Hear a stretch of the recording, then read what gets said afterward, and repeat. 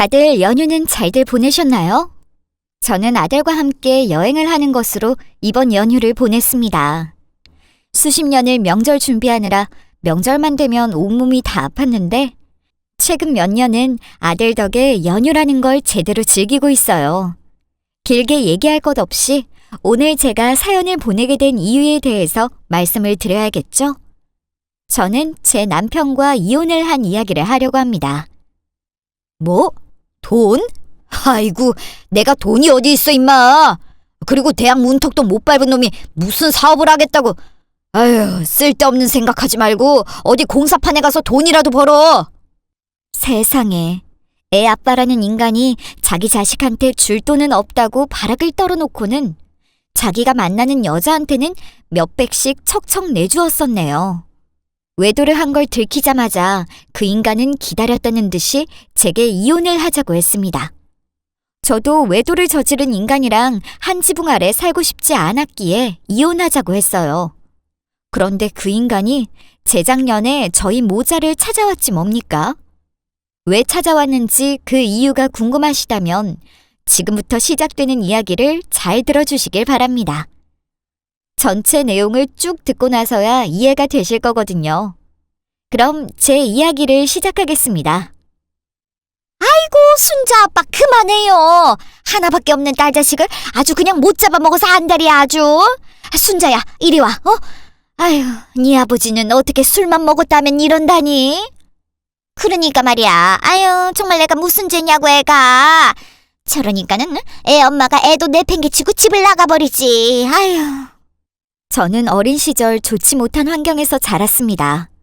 엄마 얼굴은 본 적도 없었으며 제 친정 아버지는 술만 마셨다 하면 망나니가 되는 사람이었어요. 동네에서 유명한 술주정뱅이였죠. 내가 내 자식 내 마음대로도 못해? 다들 뭔 상관인데, 어? 애 엄마가 새벽에 애 새끼랑 남편 내버려두고 집 나갈 때 누구 하나 잡기를 했어, 뭐를 했어? 저거 그거 질질 짜는 거 봐. 아주 지 엄마랑 똑같다니까. 이러니 내가 승질이 안 나고 배기겠냐고 내가. 너 이리 안 와? 이순자! 이 싹퉁머리 없는 계집애가 압이 무서운 줄 모르고 말이야. 이리 와! 아빠 잘못했어요. 안 올게요. 나 절대로 안 올게요. 잘못했습니다. 안 올게요. 저는 어린 시절부터 저 말을 입에 달고 살았습니다. 내가 잘못한 게 있는지 뭘 잘못했는지 한 번 따져 묻지도 못하고 몽둥이를 들고 저를 쫓아오는 내 아버지라는 사람한테 빌기만 했어요. 그나마 동네 이웃 아주머니 몇몇 분이 나서서 저를 숨겨주신 덕에 이 나이까지 죽지 않고 살아있게 되었죠. 왜 자식을 낳으면 부모님 마음이 이해가 된다고 하잖아요. 하지만 자식을 낳아 기르면서도 저는 제 친정 아버지며 엄마라는 사람이 이해가 되지 않았습니다. 나는 부모 복도 없는 인간이구나 라는 생각만 들었어요. 저거 독한 거 봐봐. 그래도 지 버리고 도망간 엄마 대신해서 이때까지 키워준 아비가 죽었는데 눈물 한 방울을 안 흘리네 저거. 아유, 이 원추나, 이 미련한 놈아. 아비 대접도 못 받고 살 거. 뭐하리 저 혹덩어리를 껴안고 살아서는 장가 하나 새로 못 들고서 이렇게 혼자 가냐. 아이고, 이놈아. 그렇게 저를 괴롭히던 친정아빠는 제 나이 20대 후반에 세상을 떠났습니다. 사람들 참 웃기더군요. 제가 아빠라는 사람한테 두들겨 맞고 사는 걸 뻔히 봐놓고서는 술에 절어있는 아빠를 대신해서 중학교도 겨우 졸업한 뒤에 돈벌이하러 나섰던 저를 뻔히 봐놓고는 장례식장에 나타나 저렇게 이야기를 했습니다. 그래도 핏줄인 아버지가 돌아가셨는데 눈물 한 방울 흘리지 않았다고 말이에요. 독한 년이라고 저를 향해 손가락질하며 떠들어댔습니다. 그런 인간들 모습을 보자니 기가 차고 헛웃음이 나왔어요. 헛웃음을 짓는 저를 보며 싹수도 없다는 둥 별소리를 다 해댔죠. 저도 가만히 있지는 않았습니다. 그 사람들이 왜 그렇게 왕래도 없던 아빠 장례식에 찾아왔는지 저는 알았으니까요. 뻔뻔해도 다들 어지간히 뻔뻔하네. 왜요? 싹수 없는 계집애가 싹퉁머리 없이 구는 게 이상해요? 내가 당신들 여기 왜 왔는지 모를 것 같아? 저 인간 가진 거 아무것도 없고 저 인간 앞으로 들어있는 보험 하나도 없어. 그러니까 콩고물 떨어질 걸 기대하지 말고 그냥 육개장이나 먹고 가요. 원래 하던 대로들 하라고. 차라리 저의 아빠 앞으로 나오는 보험금이라도 있었다면 다행이었습니다. 아무것도 없었어요. 빚 안 남겨준 걸 감사할 정도로 말입니다. 그렇게 눈물 콧물 짜던 친척이라는 사람들도 가져갈 거 하나 없다라고 제가 이야기를 하자 하나둘 자리를 뜨더군요. 대체 어떤 인생을 살아온 것인지. 장지까지 같이 가줄 친구 하나도 없어서 그냥 화장했습니다. 그리고 봉안당도 아니고 그냥 바다에 뿌렸어요. 원래 살아오던 대로 여기저기 돌아다니면서 살라고 말입니다. 주변 친구들은 천의 고아가 되어버린 저를 걱정했지만 저는 좋았어요. 드디어 나도 지긋지긋한 폭력과 술주정에서 벗어날 수 있겠다는 생각이 들었기 때문이었죠. 벌어오는 족족 도박과 술에 탕진하던 아빠가 없어져서인지 저는 돈을 모아갈 수 있었습니다. 마음에 여유가 생기니 연애도 하게 되더군요. 잘 살아. 계집애 그렇게 고생만 하더니만은 내가 너 좋은 사람 만날 줄 알았다니까. 너 진짜 잘 살아야 해. 알겠지? 축하해, 순자야. 잘 살아. 그 누가 봐도 좋은 사람, 성실하고 다정한 남자. 제가 만난 남편은 그러했습니다. 첫 연애를 하게 된 그 남자와 저는 결혼을 하게 되었어요. 불완전한 가정에서 자랐기에 더욱 빨리 내 가정을 이루고 싶었던 저는 1년의 연애를 하고 결혼했습니다. 결혼을 하고 나서 쭉 행복했어요. 아빠와는 달리 술을 먹고도 내게 화를 내지 않고 우스꽝스러운 노래로 나를 웃겨주는 남편이 그저 좋았습니다. 김치에 밥을 먹는 저를 보며 청승맞다고 하던 아빠와는 달리 그런 저를 보며 목 막히지 말라고 물을 떠다주는 남편이 있어 행복했어요. 그렇게 내 인생에도 봄날이 오는 줄 알았습니다. 아들아이가 태어나면 더욱 행복해질 거로 생각했어요. 그렇잖아요? 지금까지 제 얘기를 들어보면 불행해질 이유가 전혀 없잖아요. 하지만 제 운명이라는 게 그처럼 행복할 수는 없는 운명이었나 봅니다. 아들아이가 태어나고 남편은 변하기 시작했어요. 얼굴에 로션이라도 좀 발라라, 얼굴이 그게 뭐냐? 다른 집 여자들은 애 낳고 나서도 남편 바람이라도 날까봐 얼굴에 어떻게든 분칠이라도 하고 있으려 한다는데 너는 나이 먹어서 애 낳은 거 티내는 것도 아니고 아무리 애 돌보는 게 힘들어도 그렇지 얼굴에 분칠할 힘도 없는 거야? 아니 그러면 밥숟갈은 대체 어떻게 뜨냐? 아휴, 거울은 좀 보고 사는 거야? 다른 여자들은 집에서 애만 보나 보지. 나는 애 돌보랴, 시댁 가서 시어머니 식사 챙겨드리랴. 내가 몸이 뭐 10개야? 내 몸 하나야, 내 몸 하나. 내가 남의 어머니 챙기는 거야? 당신 어머니 챙겨드리는 거야. 당신이 언제 한번 같이 가서 어머니 식사 챙겨드린 적 있어? 내가 꾸미고 있었으면 좋겠어. 그러면 당신이 가서 어머니 챙겨드려. 그러면 될 거 아니야. 그리고 뭐? 나이 먹어서 애 낳은 거 티내냐고? 내가 뭘 얼마나 나이 들어서 애를 낳았는데. 나 고작 28배 석군이 낳은 거야 지금. 저 당시만 해도 늦은 나이에 애를 낳은 축에 속하긴 했습니다. 지금 세대와 비교하면 말도 안 되는 소리죠. 28이면 아직도 한창 사회생활하고 자기 꿈 펼치는 친구들이 많은데 말이에요. 하지만 저의 28 세상에는 제가 노산이었습니다.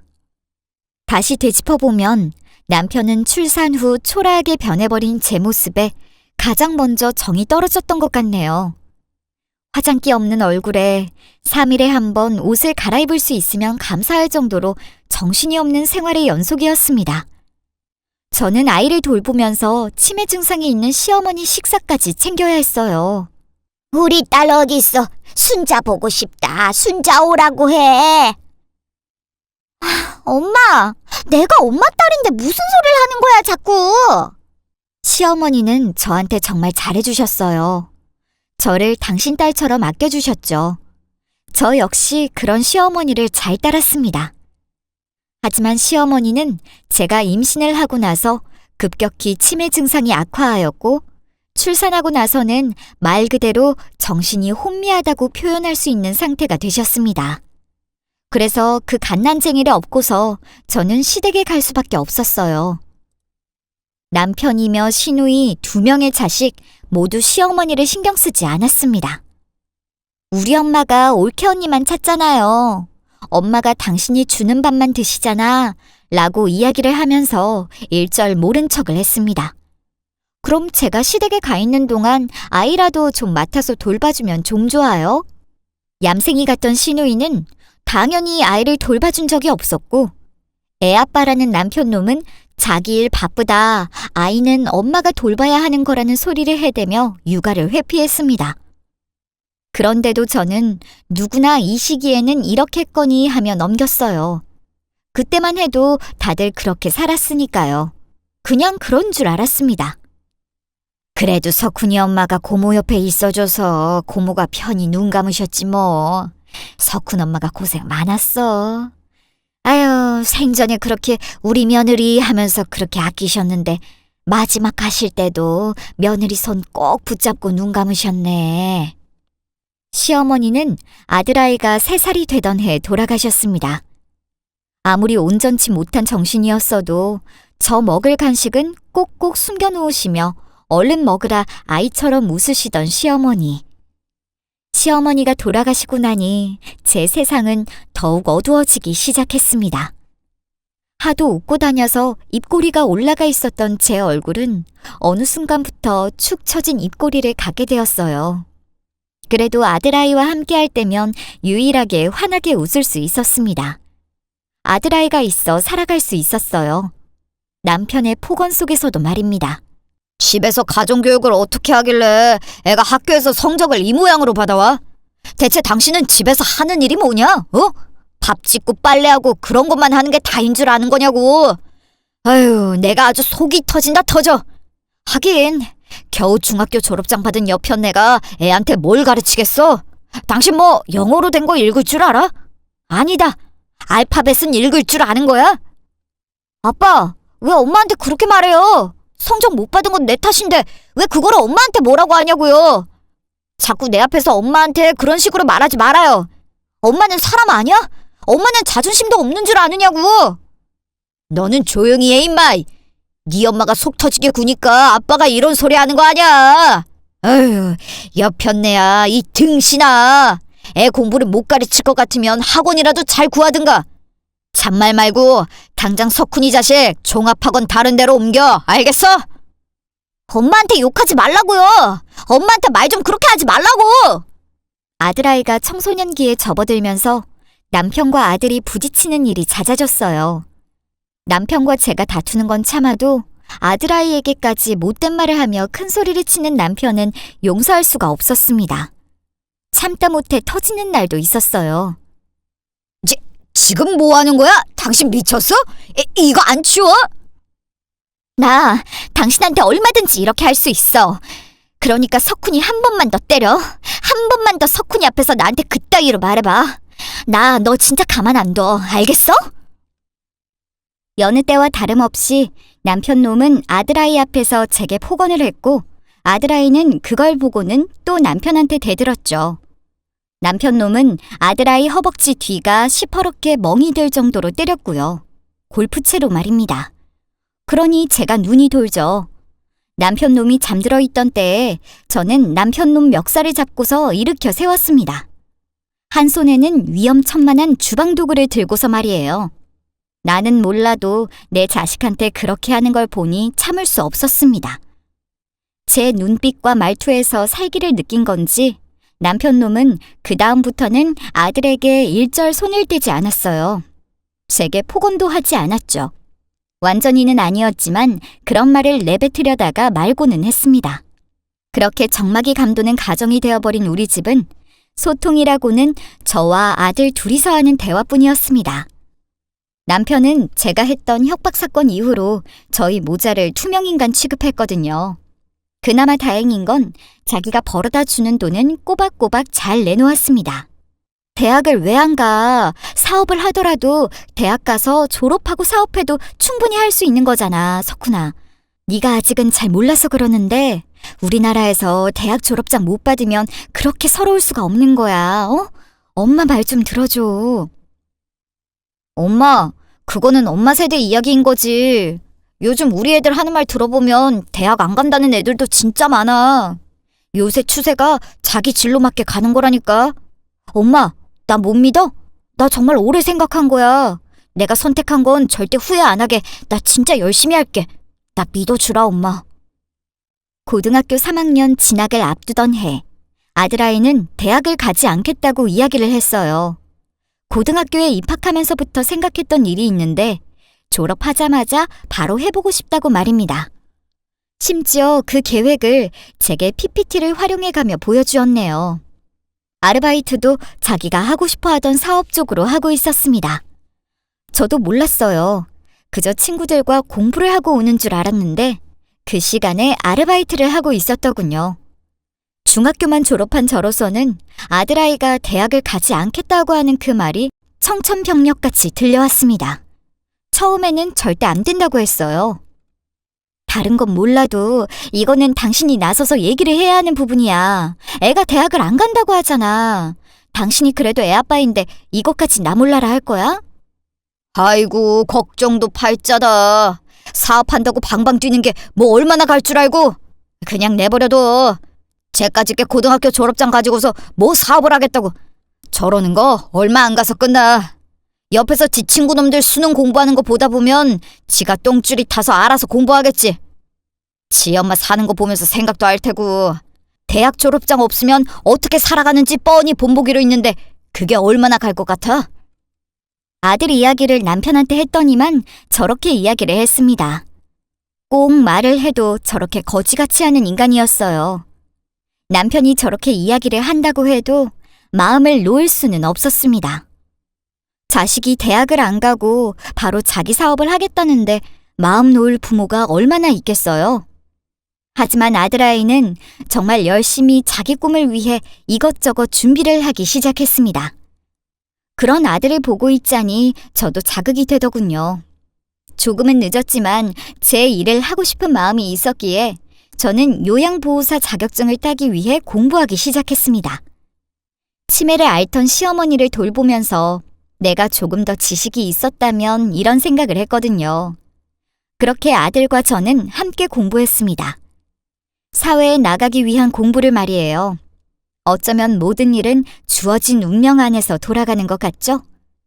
이혼하게 될 내 운명을 위해 나도 모르게 내가 대비를 하였듯이 말입니다. 그리고 운명은 절정에 다다르기 시작했어요. 쟤 엄마 닮아서 공부도 못하는 놈이 무슨 사업이야? 너 지금 그걸 말이라고 나한테 하는 거냐? 어? 남들처럼 대학이 나가서 적당히 너 받아주는 회사 들어가 임마. 사업이 쉬운 줄 알아? 아이고, 100만 원 같은 소리하고 앉아있다. 100만 원 가지고 사업 시작하는 게 말이 되는 줄 알아? 어디서 이상한 놈들이 헛소리하는 거나 믿고서 말이야. 아휴, 어미나 아들놈이나 아주 둘이 똑같이 등신짓거리하고 앉아있다. 등신짓거리하고 앉아있어. 자기 예상과 다르게 아들아이가 수능을 한 달 앞둔 시점까지 대학을 가지 않겠다고 하자 남편은 바라게 됐습니다. 더군다나 아이가 사업을 하기 위해 자본이 부족한데 100만 원만 좀 도와줄 수 있겠냐 물었거든요. 그랬더니 그 인간 아들한테 저딴 식으로 말을 했습니다. 등신짓거리 하고 있다고 말이에요. 그리고 그 등신의 대표주자로 저를 내세웠죠. 그때는 저도 참지 않았습니다. 그 인간이 화를 내며 또다시 아들에게 손찌검하려 하기에 저는 그대로 들고 있던 걸레빤물을 그 인간한테 끼얹었어요. 머리끝부터 발끝까지 구정물이 뚝뚝 흐르는 그 인간의 모습이란 아주 완벽히 볼만했습니다. 20년 가까이 달하는 결혼 생활을 하면서 그 인간은 저한테 그런 대접을 받은 적이 단 한 번도 없었거든요. 아주 난리가 났었죠. 뭐 하는 짓이냐 소리를 질러대고 벼룩 한 마리가 집안을 헤집고 다니는 것 같았습니다. 당신 뭐 치매라도 걸린 거야? 이게 대체 뭐 하는 짓이야? 애 앞에서 이게 뭐 하는 짓이냐고! 애 앞에서? 아이고, 그러는 당신이야말로 애 앞에서 나한테 뭐? 등신짓거리 한다고? 그게 할 소리니? 내가 오죽하면 이럴까? 적당히 하라고 내가 1, 2년도 아니고 수십 년을 당신한테 떠들어댔어. 밖에서 만나는 사람한테 하는 것처럼 나랑 석훈이한테도 그렇게 해봐. 아니, 그의 그 반의 반이라도 해보라고. 내가 밖에서 그렇게 안 했으면, 내가 거래처 사람들 만나서 그 인간들 비위 안 맞췄으면 너랑 저 자식이 이렇게 잘 먹고 잘 살 수 있었을 것 같아? 이 정신 나간 여편네가. 좀 적당히 해요, 적당히. 엄마가 아빠 아랫사람이에요? 아빠가 뭔데 엄마를 무시하는데요? 엄마가 뭘 그렇게 잘못했다고 엄마를 무시하냐고. 엄마가 뭘 그렇게 잘못했는데. 됐어요. 나도 아빠가 주는 돈 필요 없어요. 내가 알아서 다 할 테니까 앞으로 내 일에 신경 쓰지 말아요. 그래. 네가 어디 한번 내 도움 없이 얼마나 잘 먹고 잘 사는지 한번 보자. 보자고. 그렇게 남편놈과 아들 사이는 완벽히 틀어졌습니다. 저와도 마찬가지였어요. 남편 면상에 걸레빤물을 끼얹고 난 뒤 저는 과감해졌어요. 꾹 눌러 참고 살던 분노가 한 번 터지고 나니 걷잡을 수 없더군요. 그 인간이 술을 먹고 여자 립스틱을 잔뜩 묻힌 채 집에 들어와도, 저를 보며 학력났다고 무시를 해도 저는 기아나 죽지 않은 채 똑같이 그 인간과 맞섰습니다. 김봉수 씨 와이프분 맞으시죠? 제가 앞서서 말씀드렸었죠. 사람 인생이라는 게 결국은 운명이라는 정해진 틀 안에서 벌어지는 일을 겪는 것 같다고 말입니다. 그때도 그랬어요. 남편과 아들의 사이가 틀어지고 저 역시도 남편놈에게 지지 않고 덤벼들기 시작하면서 남편의 상간녀 존재를 제가 알게 되었습니다. 상간녀가 제게 먼저 전화를 걸어왔어요. 목소리만 들어도 꽤 젊은 여자 같았죠. 당당하게 자기가 제 남편놈과 놀아나는 여자라고 밝힌 상간녀는 자기가 제 남편 아이를 가졌다고 이야기를 해왔습니다. 이상하게도 화가 안 나더라고요. 오히려 마음이 더 차분해지는 것 같았습니다. 저는 물어봤어요. 그래서 나보고 뭘 어쩌라는 거야? 네? 와, 진짜 미치겠다.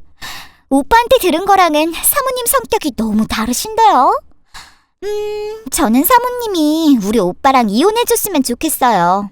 제가 아빠 없이 자라서 그런가? 내 새끼는 아빠 있게 컸으면 좋겠거든요.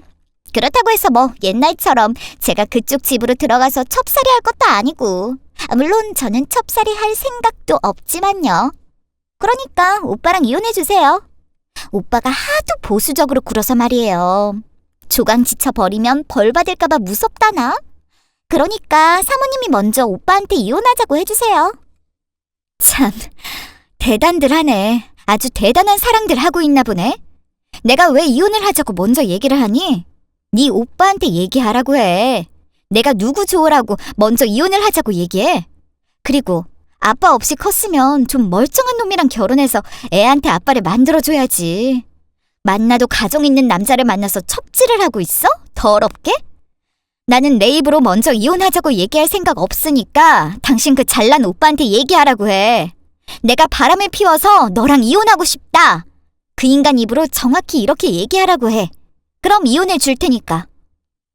상간녀는 제가 얘기한 첩질이라는 말에 꽂혔던 건지 자기를 지금 첩이라고 부른 거냐며 그 단어 하나 가지고 노발대발 난리를 피워댔습니다. 그러든 말든 저는 전화를 끊어버렸네요. 그리고 그날 저녁 남편놈은 집에 들어와 저를 식탁에 불러앉혔습니다. 할 말이 있다면서 말이에요. 얘기 다 들었지? 아까 그 사람이 전화했다며. 뭐? 내 입으로 직접 말을 해야 이혼을 해주겠다고? 참, 없던 정까지 떨어지게 하네. 그래, 내가 바람을 피웠다. 그래서 너랑 이혼하고 싶다. 됐냐? 됐어. 발음을 워낙 또박또박 명확하게 해줘서 내가 아주 귀에 쏙쏙 박힌다. 녹음도 잘 되고 좋네. 대단하다. 네 아들이 이제 곧 있으면 20살이 되는데 그 새파랗게 어린 여자애랑 그러고 싶디? 하다하다 애까지 가져? 인간아, 세상 창피한 줄은 알고 있는 거니? 참 대단하다, 대단해. 너 석훈이한테 뭐라고 얘기할래? 석훈아, 이 아비가 너랑 10살 차이 나는 누나랑 바람을 피웠어. 그 누나가 애를 가졌단다. 그 누나가 낳는 애 아빠가 되어줘야 해서 네 엄마랑 이혼한다. 이럴래? 애한테 창피한 줄 알아. 석훈이한테 이상한 소리 하지 말고 그냥 입 닥치고 살아. 애가 물어봐도 당신은 아무 소리 하지도 말고 입 닥치고 있어. 알겠어? 남편 놈의 아빠로서의 체면을 위해서가 아니라 순전히 아들아이를 위해서 남편 놈이 왜 이혼을 하려고 하는지에 대한 이유를 함구하고자 했습니다. 내 아들한테 그런 상처를 주고 싶지 않았어요. 하지만 아들아이는 알게 되고 말았죠. 이거 안 놓아! 이거 놓으라고! 내가 틀린 말 했어! 내가 석훈이 아빠 아이 가졌으니까 아이 가졌다고! 석훈이 너 동생 생겼다 알려주러 간 것뿐이야! 네가 아주 제정신이 아니구나. 너 나중에 그 벌 어떻게 받으려고 그러니? 네가 감히 내 아들한테, 내 새끼한테 그따위 소리를 떠들어대? 내가 너 가만히 둘 줄 알았어? 너 오늘 어디 한번 나랑 끝까지 가보자 그래. 끝까지 가봐. 상간녀는 제가 자기한테 했던 말에 앙심을 품고 일부러 아들아이를 찾아간 것이었습니다. 고등학교를 졸업한 뒤에 자기 일을 해나가고 있는 아이한테 말이에요. 아들아이는 그 말을 듣고 저한테 아무렇지 않은 척 이야기를 했지만 저는 참을 수 없었습니다. 이혼을 진행하면서 남편 놈은 상간녀 집으로 자기 짐을 옮겼기에 거기서 생활을 했어요. 저는 그 집에 쫓아가 상간녀 머리채를 잡고 다 뜯어버렸습니다. 그리고는 그 아파트에 전단을 뿌렸어요. 남편 놈과 상간녀가 어떤 사이였는지 말입니다. 그것들은 어이가 없게도 그냥 나이 차이 많은 연상연하 부부로 둔갑을 한 채 지냈더라고요. 괘씸하게 말입니다. 그 꼴을 그냥 두고 볼 수 없었기에 전단지를 뿌려가며 아주 개망신을 주었네요. 그렇게 저는 상간녀 머리털을 다 뽑아놓고 남편놈 얼굴에 똥칠하다시피 개망신을 준 뒤에 이혼했습니다. 내가 바람을 피워서 이혼하고 싶다라고 남편놈이 또박또박 말해준 걸 녹음해둔 탓에 그 인간을 철저한 유책 배우자로 몰아 위자료며 재산 분할까지 아주 톡톡히 받아냈습니다. 2번 다시 보지 않기로 하고서 말이에요. 그렇게 시간이 흘러가면서 저와 아들아이는 우리 2사람이 사는 집에 익숙해져 가기 시작했습니다. 저는 요양보호사 자격증을 따서 어엿한 직장인으로 제 삶을 살아갔고 아들 녀석은 자기 사업을 잘 읽어가며 젊은 사업가가 되었어요. 아유, 좋겠다 좋겠어. 세상에 석훈이 그 녀석이 하여간 어릴 때부터 비상해 보이긴 했다니까. 아니 언제 이렇게 돈을 벌었다니? 집도 척하니 장만하고 말이야. 그러게 말이야. 내가 얼마나 좋은지 몰라. 석훈이 그 녀석은 경기도에 장만한 집인데 뭘 그렇게 고마워하냐고 하는데 그게 말이 되니? 서울이면 어떻고 경기도면 어때? 내가 해준 게 뭐가 있다고. 그 어린 게 자기 일해가면서 이렇게 자리 잡고 나는 그거면 아주 바랄 게 없다니까는. 그러게 말이다. 아니 그나저나 그 인간 너희한테 연락했었다면서? 뭐 돈 필요하대? 아니 나는 김봉수 그 인간이 그렇게까지 뻔뻔한 인간일 거라고는 생각도 못했다. 그 인간 너 좋다고 그렇게 따라다닐 때는 어디 시골에서 막 올라온 사람처럼 그렇게 순수하게 굴더니만 하기사 너 석훈이 낳고서 그 인간이 너 얼마나 구박했었냐? 아니 그것도 웃겨. 그럼 자기네들이 자기네 엄마 돌보던가. 너한테 다 알아서 하라고 떠넘겨놓고서는 너 보고 추리하게 있는다고 구박하는 게 말이 되니? 아휴, 내가 아주 그때 너 울면서 나한테 전화했던 거 생각하면 지금도 속이 뒤집어져. 아우 됐다. 옛날 얘기 꺼내봤자 뭐해. 그 인간 또 왜 전화했다니? 그 어린 년이랑 히덕거리면서 잘 살지 왜 전화를 했대? 늦둥이 자식놈이랑 그 첩년이랑 자기랑 먹고 살아야 하는데 요즘 사업이 힘들어서 굶어 죽기 직전이라나 뭐 그딴 소리를 하더라. 뭐? 그거 미친 거 아니니? 아니 어떻게 애한테 전화를 해서는 그딴 소리를 할 수가 있어? 야, 그 인간 그거 정신무리가 어떻게 됐나 보다.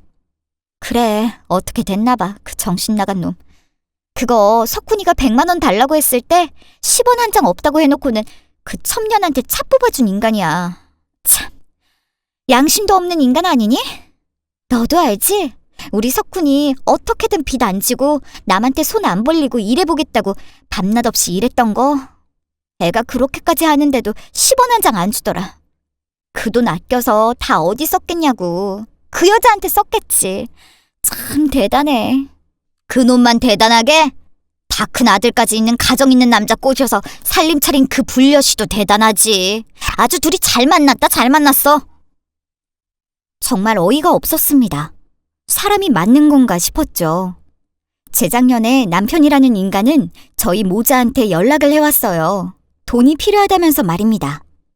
아들아이가 사업하게 100만 원 달라고 할 때 콧방귀 끼며 상간녀에게 차를 뽑아줬던 인간이 인제 와서 아들한테 자식 노릇을 바라는 꼴이 그저 웃겼네요. 아들아이는 저한테 아무렇지 않다는 듯 그 이야기를 전해왔었습니다. 심지어 아빠를 도와주기로 했다면서 말이에요. 네가 왜 그 인간을 도와줘? 그 인간이 너한테 해준 게 뭐가 있다고? 아이고, 정말 그거는 인간도 아니다. 인간도 아니야. 너한테 전화를 해서 돈을 빌려달라고 하는 게 말이 되니? 빌려주기는 개뿔. 그 인간 그거 너한테 받은 돈 죽을 때까지 갚을 생각 없을 거다. 애한테 자기가 해준 게 뭐가 있다고. 애가 그거 100만 원 도와달라니까는 그 돈 없다고 하면서 그 여자한테는 차 뽑아준 인간이야, 네 아빠가. 알지, 다 알아. 엄마, 나도 다 생각이 있어서 빌려주겠다고 한 거야. 엄마, 내가 다른 건 몰라도 엄마 눈에서 눈물 나게 하는 사람들은 절대 용서 안 해. 내 눈에서 눈물 나게 하는 사람은 내가 그냥 무시할 수 있는데 엄마 눈에서 눈물 나게 하는 사람들은 내가 용서 안 한다고. 그러니까 엄마, 나만 믿어봐. 엄마는 엄마 아들을 그렇게 몰라. 내가 다 생각이 있어서 그런 거야. 그러니까 조금만 기다려봐. 아들아이는 자기가 다 생각이 있어서 빌려주겠다고 한 거라고 이야기를 했습니다. 초롱초롱하게 빛나는 아이의 눈을 보면서 믿어보기로 했어요. 그리고 아이가 자기 돈을 아빠한테 주는 건데 내가 무슨 자격으로 뭐라고 하나라는 생각도 들었습니다. 아들아이가 어떤 선택을 하든 그저 아이의 생각을 존중해주고자 마음을 먹고 그저 다시 우리의 삶을 살아가고자 노력을 하고 있었어요. 그렇게 시간이 얼마나 지났을까요? 모르는 번호로 전화가 걸려왔고 저는 그 전화에서 2번 다시 듣고 싶지 않았던 목소리를 듣게 되었습니다. 석훈이 그 자식 어디 있어? 이 망할 놈이 어떻게 된 게 하다하다 제 아비를 신고해. 이게 지금 말이 되는 일이야? 너는 엄마라는 여자가 아들놈 교육을 어떻게 시켰길래 말이야. 아들놈이 아비를 신고하냐고, 아비를. 내가 지금 무슨 꼴인 줄 알기나 해? 그리고 돈은 왜 안 붙인 건데? 나 지금 석훈이 그놈이 돈 안 붙여서 애들 엄마한테 이혼당하게 생겼다고. 아들아이의 계획이 무엇이었는지 저는 알게 되었어요. 전 남편은 기러기 아빠로 살아가고 있었습니다. 상간녀와 자기 자식한테 매달 돈을 보내야 하는데 그 돈이 점점 늘어났던 모양인가 봐요. 사비로 메꾸다가 안 돼서 회사 돈으로 보내기도 하고 그게 사실은 횡령인 거잖아요. 그런데 자기가 횡령을 해서 해외에 있는 가족들한테 돈을 보내온 걸 저의 아들아이에게 이야기했던 것입니다. 무엇 때문인지 아들아이는 그날 자기 아빠와의 통화 내용을 녹음했던 거고요. 아들아이는 돈을 빌려주겠다고 하고서 시간을 끌며 전 남편의 횡령을 고소했습니다. 그리고 전 남편 놈은 횡령 사실이 그대로 적발되어 긴급 구속이 되었고 거기다 더해서 제때 해외로 생활비를 보내주지 못해 상간녀에게 이혼을 당할 위기에 놓였던 거죠. 내가 왜 그 여자랑 그 여자 아이한테 돈을 보내줘요? 내가 정신이 나가지 않고서야 그런 일을 할 리가 있겠어. 그리고 엄마, 나는 애초에 아빠 같은 건 없다고 생각하면서 살았어. 그런데 전화해서 죽는 소리 한다고 내가 그 사람을 도와줄 것 같아? 절대 아니야. 나 아직도 생생히 기억해. 이혼하고 나서 한동안 엄마가 계속 울었던 거 그거 아직도 기억한다고. 그 와중에 그 인간은 그 여자랑 그 여자애랑 좋다고 찍은 사진 여기저기서 자랑하고 다니기에 바빴잖아. 그런 인간한테 내가 뭐를 해줘? 난 절대 안 해. 난 아빠 같은 거 없는 사람이야. 이상하죠? 아들아이가 제 전 남편이자 자기 아빠인 그놈에게 어마무시한 복수를 해주었는데 이상하게도 마음 한구석은 씁쓸했습니다. 어린 시절 내가 내 아버지인 그 사람을 향해 갖고 있던 분노와 미움을 내 아들이 그대로 갖게 된 것 같아 그게 참 미안했어요. 나는 비록 불행한 어린 시절을 그리고 불행한 가족관계에서 자랐지만 내 아이는 그렇게 해주고 싶지 않았는데 사람 인생이라는 게 참 뜻대로 되지 않는 것 같습니다. 전 남편은 어떻게 되었냐고요? 그 인간 결국엔 실형받았습니다. 상간녀인 그 여자한테 이혼은 당하지 않은 것 같아요. 그걸 어찌 알았냐고요? 상간녀가 제게 연락을 해왔었기 때문에 알게 되었습니다. 그것도 아주 구질구질하게 연락을 해왔어요. 사모님, 다른 건 다 미워하셔도 돼요. 저랑 오빠 미워하시는 거 그거 저 아무 소리 안 할게요. 제가 그럴 자격이나 있겠어요. 제가 얼마나 후회했는지 몰라요. 우리 사랑이 나아 보니까 내가 석훈이한테 한 행동 가지고 우리 형님이 형님이라고 불러도 되죠, 형님?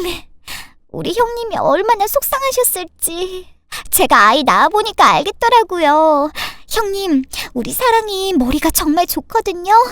걔 여기서 쭉 대학까지 나오면 정말 큰일 할 수 있는 애예요.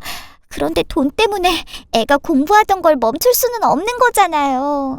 보니까 우리 석훈이 사업도 잘 되는 것 같던데 여동생 공부하는 거 조금만 도와주라고 형님이 좀 말해주시면 안 될까요? 제가 오죽하면 이러겠어요. 이제 알겠네. 니들 둘이 똑같은 인간들이라 그렇게 만나서 살고 있었구나. 뭐? 형님? 내가 왜 그쪽 형님이야? 말은 바로 해. 그리고 그 애가 왜 우리 석훈이 동생이야? 석훈이 아빠 없어. 걔 아빠 없이 내가 혼자서 키운 애야. 그러니까 우리 석훈이한테 연락할 생각 꿈에도 하지 마. 내가 니들 둘이 살던 아파트에서 했던지 기억 안 나니? 해외라고 내가 못할 것 같아? 내가 어떻게 해서라도 너 거기서 낯장 못 들고 다니게 할 수 있어. 내가 마음 먹으면 못할 게 뭐가 있겠니? 그러니까 내 아들한테 10원 한 장이라도 뜯어갈 생각일랑 하지 마. 니들 같은 기생충놈들 먹여 살리려고 우리 석훈이가 그렇게 아등바등 돈 번 거 아니니까. 알겠니? 뭐야? 어쩌면 말을 그렇게 할 수가 있어요. 그리고 엄마는 다르더라도 애들 아빠가 같은데 그럼 오빠고 동생인 거지. 그리고 툭하면 사람 자꾸 그렇게 협박하는데 나라고 뭐 가만히 있을 것 같아요? 그래. 그럼 어디 한번 가만히 있지 말아보던가. 내가 뭔들 못하겠니? 나 원래 이런 사람 아니었어. 그런데 너랑 네 잘난 그 남편이 나 이렇게 만든 거야. 알기나 해? 남의 돈 거저 얻어갈 생각하지 말고 네 자식을 위해서라도 정신 차리고 거기서 돈이라도 벌어. 알겠니? 마지막으로 얘기하는데 네 자식한테 원망 듣고 싶지 않으면 나랑 우리 석훈이한테 연락하지 마. 네 남편한테도 전해. 우리한테 연락하지 말라고. 여보세요? 여보세요? 아주 끼리끼리 잘 만나지 않았습니까? 자존심은 어디다 팔아먹은 것인지 아주 안면 싹 바꿔서 형님이라는 소리까지 해대며 어떻게든 돈을 얻어내려 했어요. 대단한 인간들인 거죠. 제가 예전처럼 해외에도 똑같이 상간녀가 했던 일에 대해서 알리겠다고 하자 그 여자 다시는 저나 제 아들한테 연락해오지 않았습니다. 교도소에서 하고 마는 날 편지를 보내오던 전 남편 놈도 자기 새 와이프한테 이야기를 들은 것인지 저희 모자한테 편지를 보내오지 않더군요. 인과응보. 이 말이야말로 제 전 남편과 상간녀에게 아주 잘 어울리는 말인 것 같습니다. 자기네들이 한 일에 대해서 아주 제대로 벌을 받은 셈이죠.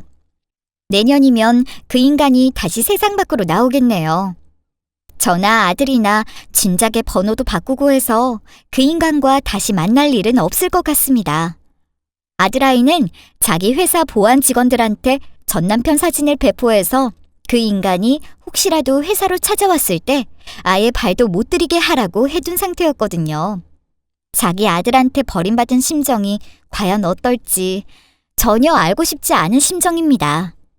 아주 지긋지긋한 악연의 끈을 이제야 끊어낸 것 같아 속이 후련한 요즘이에요. 이제는 내 인생에 더 이상 힘든 일, 마음 아픈 일은 없었으면 하는 바람입니다. 여러분도 그러시려나요? 제 인생 이야기는 여기까지입니다. 혹시 오늘 제 이야기를 들으시면서 저건 내 이야기인데? 나도 저런 상황이야 라고 하시는 분들이 계시려나요? 그렇다면 어서 빨리 그런 더러운 인연을 끊어내시는 걸 추천드립니다. 내 자식 앞에서 내 배우자를 짓밟고 무시하는 사람은 여러분의 평생 배필이 아닌 사람이니까요. 익숙해지지도 말고 참으려고 하지도 않으셨으면 좋겠습니다. 그런 사람들이요, 절대로 미안해하지 않을 거예요. 언젠가는 나아지겠지, 나아질 거야 라는 기대도 하지 말았으면 좋겠습니다. 언젠가 나아질 사람이었다면 애초에 그런 행동은 하지 않았을 거예요. 저는 어딘가에 있을 20대, 30대, 40대, 모든 나이대의 과거 저와 같은 여러분이 행복하시길 바라고 있습니다. 꼭 행복하셔야 해요. 우리 인생은 그 누구보다도 소중하니 말입니다. 그럼 저는 여기서 이야기를 마무리하도록 할게요. 오늘 하루 이 시간 동안 제 이야기에 귀를 기울여 주셔서 감사합니다. 모두 오늘 하루 잘 보내시고 남은 한 해도 잘 마무리하시길 바랄게요. 감사합니다.